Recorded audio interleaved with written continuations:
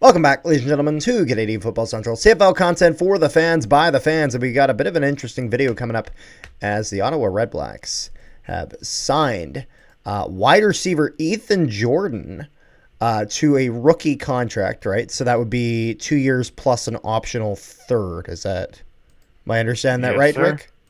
Yes, sir. So, firstly, one thing I want to say right off the bat, the CFL, for all the players that have come into the league, have not made pages for all of them. They actually have made one for Ethan Jordan. They've started setting it up.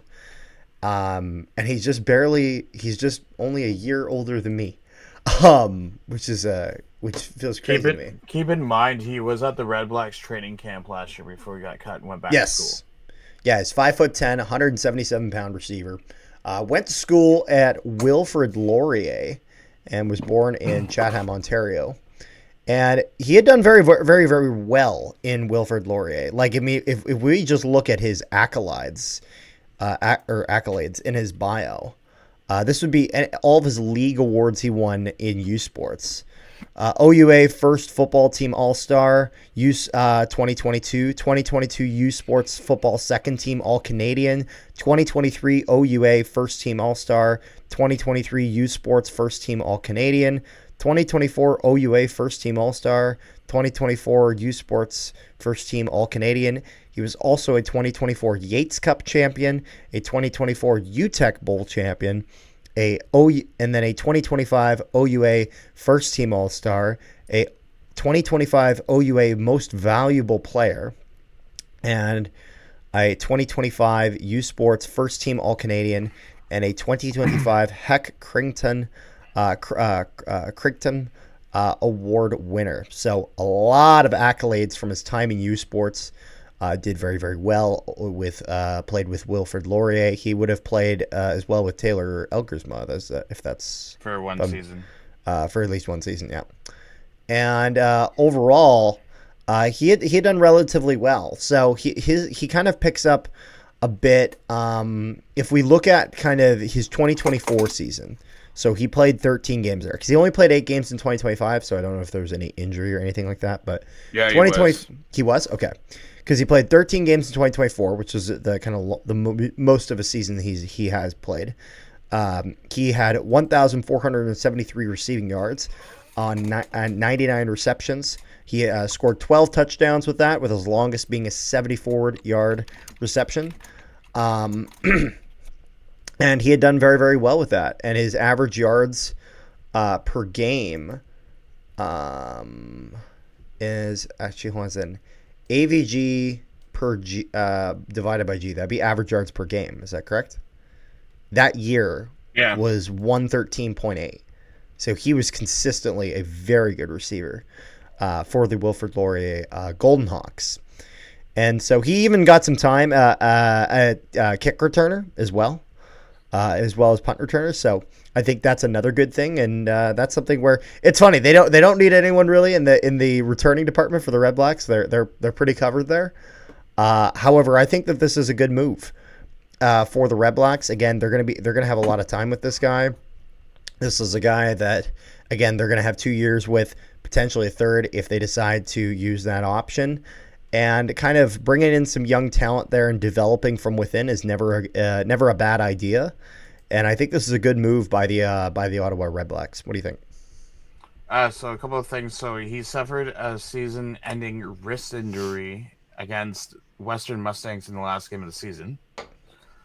2, while he was at Laurier, he set Laurier's history to eclipse 1,000 yards, which he broke the single-season record for most receiving yards previously held by Curly Gittins Jr. Yep. With 953 in 2017. Well, and that's a guy who's made himself a good career in the CFL.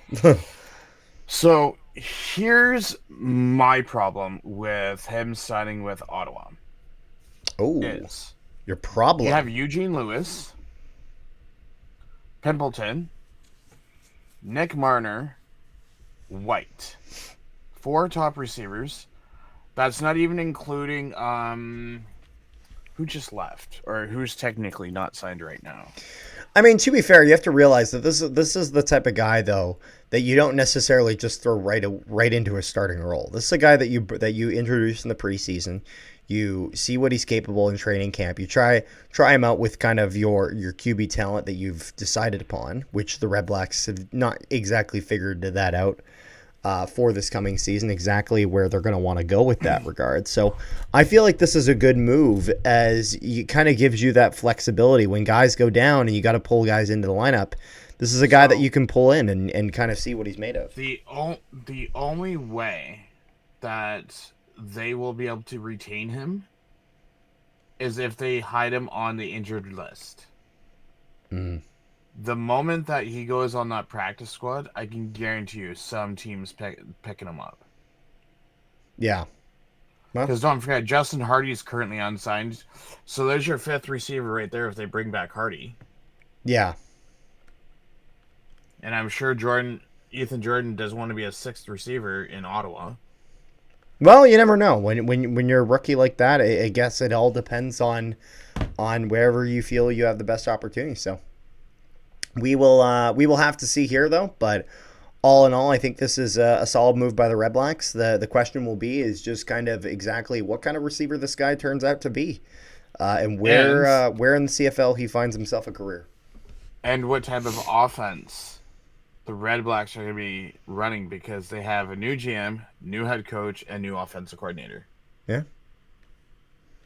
So we'll have to see. Anything else you got there, Rick? Nope. I think that's pretty much all I got there. Thank you guys so much for tuning in. Make sure you guys leave a like on the video, share it around, and subscribe if you haven't already. Also, if you haven't, make sure you guys join our Discord. Link in the description below to our Discord, where we chat all things CFL, NHL, all sorts of sports stuff. So make sure you guys go in there and keep the conversation going. We appreciate you guys tuning into this video. Peace, love, and positivity to all you wonderful people at home. We'll see you guys next time.